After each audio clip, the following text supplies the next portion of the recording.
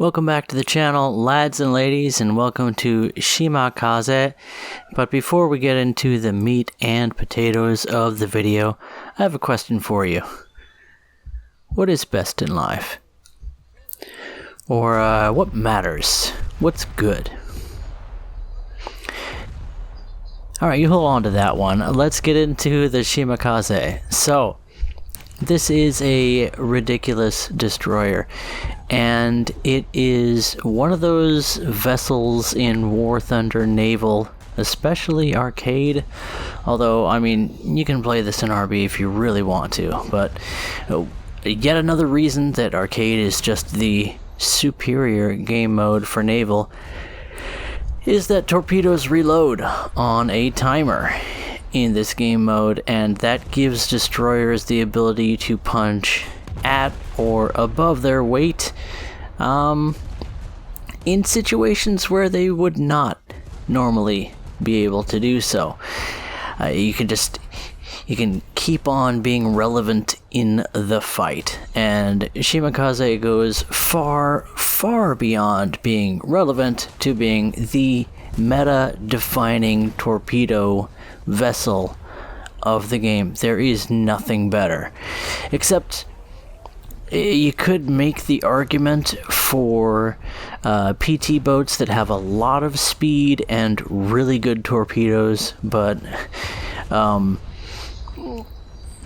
there's, if anything is better than the long lance torpedo, it's really only in a particular area. Nothing brings all of the most essential elements of torpedosing the enemy together into one place the way the long lance does, and you will never find them on a PT boat. As far as I can tell, they are a hefty object, and yet Shimakaze carries 15 of them. The main guns are trash. They're not even good for shooting down aircraft. They're not completely useless, but it's better to remain more unnoticed by the enemy. Although an experienced player of War Thunder will recognize Shimakaze by silhouette and target you down relentlessly. So we're actually using a little trick that I learned. You see what we're doing here with our smoke. So every blue water vessel in the game seems to spit out this thick black smoke, which I don't know if that's accurate or not, but it's certainly cinematic, and there are times when I feel it's a little bit annoying to have that, big black object between me and what I'd rather be focusing on.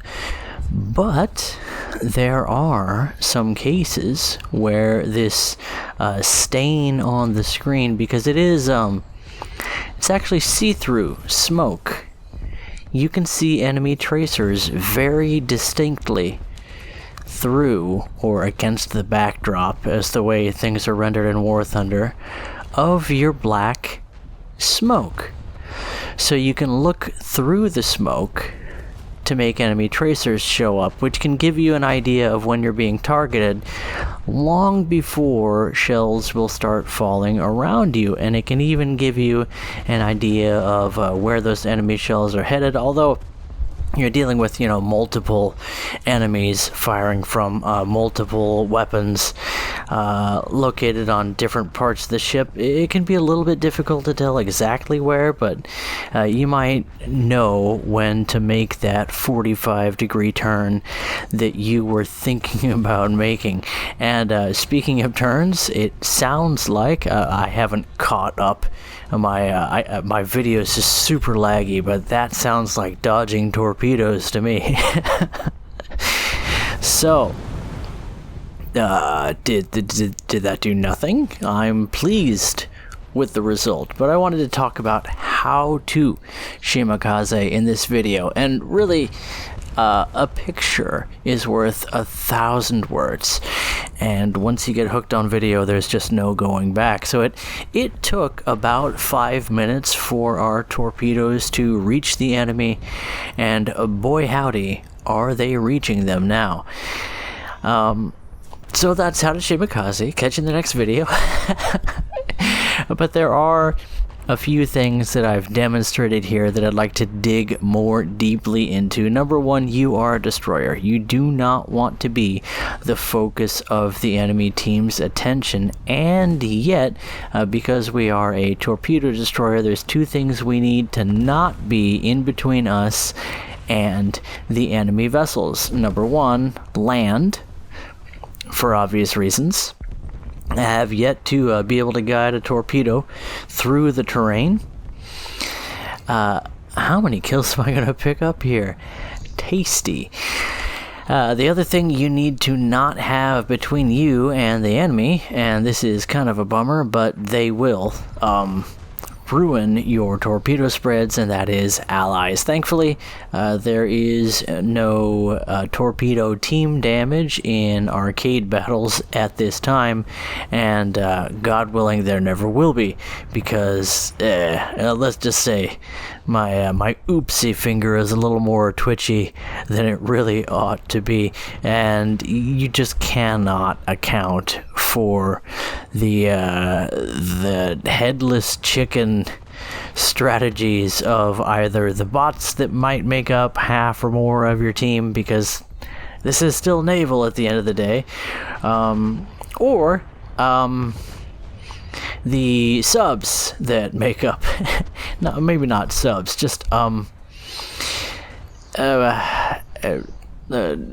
hyper-focused individuals, people who are not super experienced at getting out of the sniper view. I don't know what it's called in naval, but it's called sniper view in ground forces, and gunner view, I think, is a fairly common term. They have a narrow focus. But let's move on. You can't really count on your teammates to get out of your way, but if they are, well, let's put it this way, you want at least one large ally closer to the enemy hordes than you are. So that is another thing. As we employ our smoke screen, look at the technique here. I generally use the same technique for deploying a destroyer smoke screen, especially with Shimakaze. You want to make around a 90-degree turn, maybe 75 degrees before you deploy the smoke screen, so that when you start screening, it will block line of sight from the enemy in a relatively short time, and then you start making lazy and inconsistent S-curves. We're zigging and zagging, and every now and then when we zig when we should have zagged, but we try not to let it bother us too much. The crew will back our claims here during the court martial. Oh wait, no, we're Japanese. We're going down with the ship, lads. There won't be an investigation. It will be determined that I died in a training exercise 7 years after the end of the war, at an unknown date. But how to Shimakaze. So you launch your torps. If you feel like you're being targeted a bit too much, then it's time to smoke screen. Generally, I smoke screen after deploying torpedoes here, but you really just have to use your best judgment.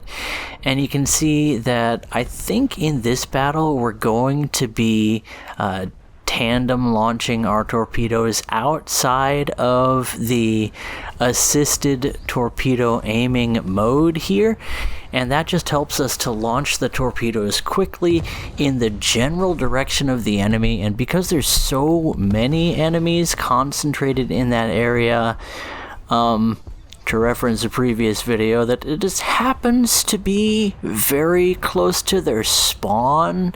It's almost as though they have no choice but to pass through that area in order to be relevant in the battle. And that's just, I mean, that's a feature of naval battles. The constraints because of the size, diversity, and mobility characteristics of these vessels,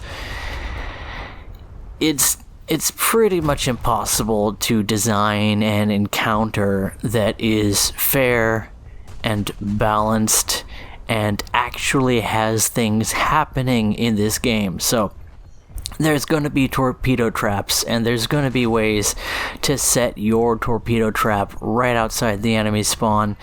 And if there aren't those opportunities, you do sometimes get maps where you just don't get an opportunity to lay torps on the enemy in any reasonable sense.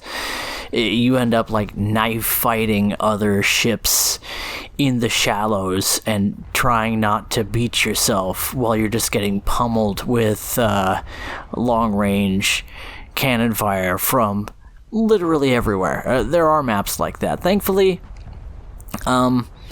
this is actually what I consider probably one of the best maps in Naval as far as just giving options to people. It is a little bit tight in the second PT, or like boat spawn. What's it called? Coastal spawn, not the inland one. That one's coastal on coastal, and you can see even there, enemy destroyers will be inside of your area in a minute or less. So you'll have Fletchers just going straight for the boat spawn, the way they always do, or whatever. And in that case, punish them.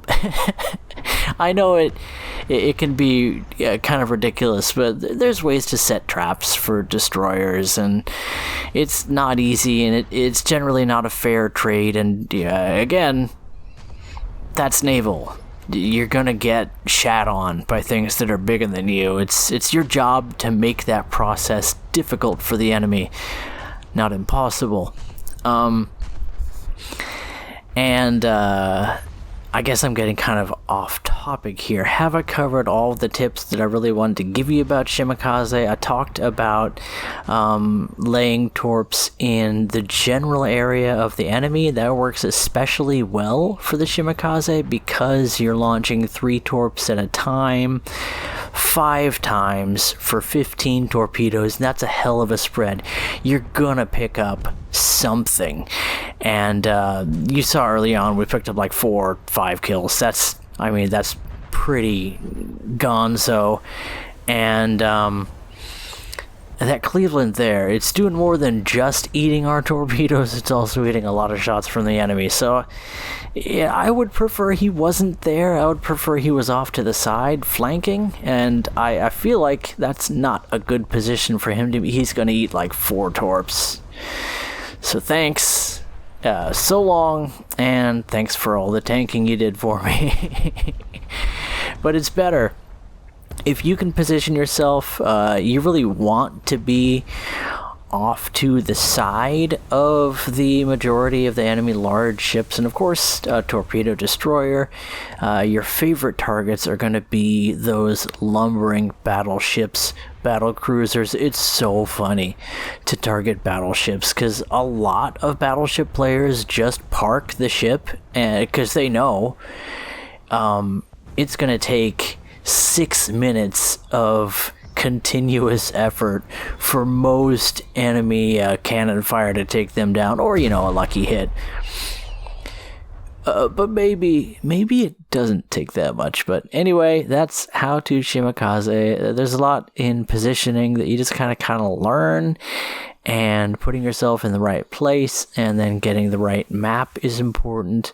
But I mean, look at that. It's a nice, tasty little SL treat. Plenty of RP, of course, on premium bonuses here. And it's different, and that's important. And you know what? So are you. Catch you guys in the next video. Bye-bye.